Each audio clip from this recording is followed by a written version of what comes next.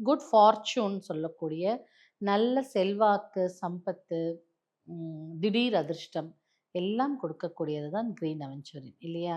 அந்த கிரீன் அவென்ச்சுரின்ல சிவலிங்கம். இது கிரீன் அவென்ச்சுரின்னா உடனே எல்லாரும் வந்து லைட்டா இருக்கும். Light green. இது வந்து purest form of green aventurine. இதுல இன்னொன்னு என்னன்னா, இதுல சின்ன சின்ன சின்ன மினியேச்சர் ஷைனி துகள்கள் இருக்கிற மாதிரி ஷைன் தெரியும் உள்ள இருந்து.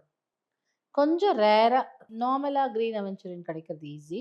இந்த மாதிரியான ஒரு ஷேட் கிரீன், கலர் கிரீன்ல இந்த மாரி ஷைனி பீசஸ் கிடைக்கிறதுங்கிறது ரேரஸ்ட் ஃபார்ம். அந்த கிரீன் அவென்ச்சுரின்ல ஆவுடையோடு சிவலிங்கம். அப்போ இதுக்கு எவ்வளோ பவர் இருக்கும் பாருங்க. நீங்க சொல்லக்கூடிய சிவமந்திரமோ, இல்ல ஜகத்தை ஆளக்கூடிய மந்திரமோ, ஜகத்தை உங்க வசம் வச்சுக்கொள்ளக்கூடிய ஜகத்தை உங்க வசம்னா தப்பான விஷயம் இல்ல. எல்லாருக்கும் கவர்ந்திருக்கிற மாதிரி, நீங்க சிவபக்தனா இருக்கும்போதும், ஒரு ஒரு சில கற்களுக்கு நம்மளை கடவுள்கிட்ட ஈஸியா கிட்ட கொண்டு போறதுக்கான வழிகள் இருக்கு.